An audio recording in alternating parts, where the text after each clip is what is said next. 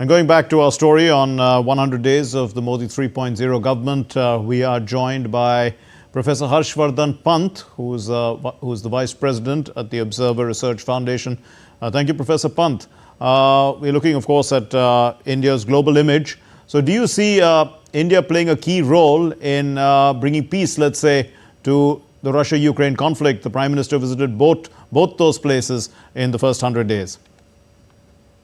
Hi, Mark. I think it's quite remarkable that when Modi, at the very beginning of Modi 3.0, the third term for the Modi government, we have seen Prime Minister taking such an initiative, which many would have said is a lost cause. And here is, I think, India trying to revive international community's faith in the possibility that perhaps peace can be achieved through dialogue and through some kind of an engagement with both sides. India remains perhaps the only country that can do this at this point in time. It's the only country that can still talk to Russians and still engage the Ukrainians and also continue to be an interlocutor to the West. So I think Prime Minister has used his own diplomatic capital, and he has launched this initiative with, I think, great gusto at the very beginning of his third term. I think it also in some ways has lit this fire of optimism in the international community that perhaps something can be done about a conflict that is menacing so many, that is causing global harm, that is causing global turmoil. And at the same time, there is no end in sight. So I think yes. what I think India's initiative has done is to show that some kind of, exists a possibility of some kind of an outcome for this conflict. Professor Pant, also, how important was the Prime Minister's visit to Singapore and Brunei for India's Act East policy?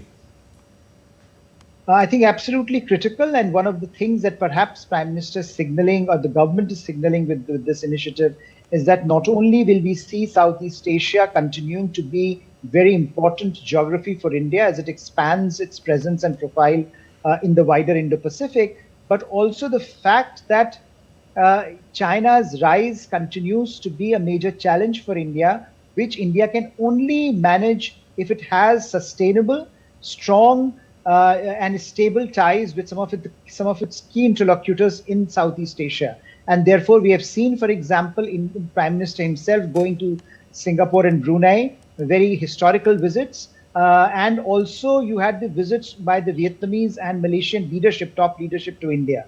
So I think all in all, Southeast Asia has occupied a very important position in this first 100 days of Modi 3.0 foreign policy landscape. And I think that the reasons are all related to, of course, China, but they are also related to how India's developmental priorities are intricately linked with what is happening in Southeast Asia. And the Prime Minister also made first visits by an Indian Prime Minister in over 40 years to Austria, to Poland, and Brunei as well. So, what's the significance of that? Because, at that level, no interaction. The Indian Prime Minister has not been to these countries ever, perhaps, in a sense. I think it signals, Mark, two things. One, that the government is keenly aware that India today is looked at as a very important partner for a large part of the world.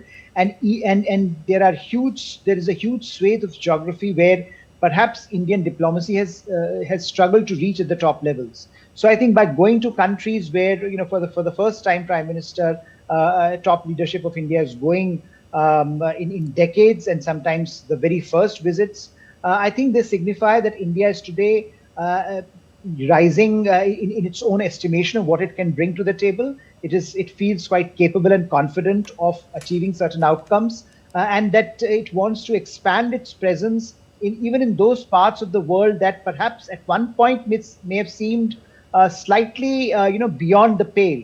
But today they are front and center. For example, when you look at Austria, when you look at, Poland, two very important countries in Europe, and Europe is changing its, the center of gravity of European politics is changing. It's moving to Central and Eastern Europe. And I think Prime Minister in India, they are signaling that India is not afraid of looking at multiple geographies, even within Europe. So I think from traditional three or four countries where India had focused on in its engagement in Europe, today India is engaging with a large number of countries, even in areas where perhaps India had neglected. Finally, Professor Pant, what role is India going to play first in moving the world towards multipolarity and then as one of the poles in a multipolar world?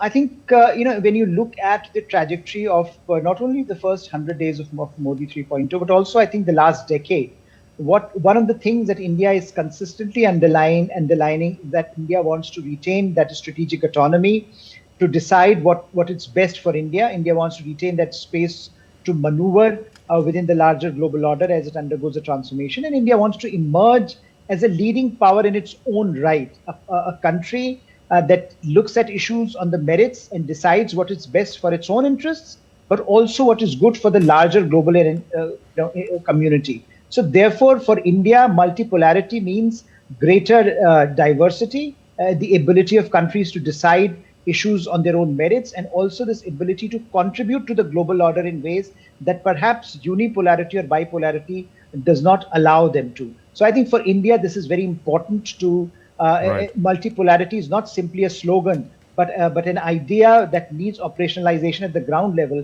so that its own interests converge with the wider global interests and it could contribute more fruitfully. We'll leave it there. Thank you very much, Professor Harshvardhan Pant. Thank you for enlightening us on the direction of India's foreign policy in the first 100 days of the Modi 3.0 government. Thanks, sir.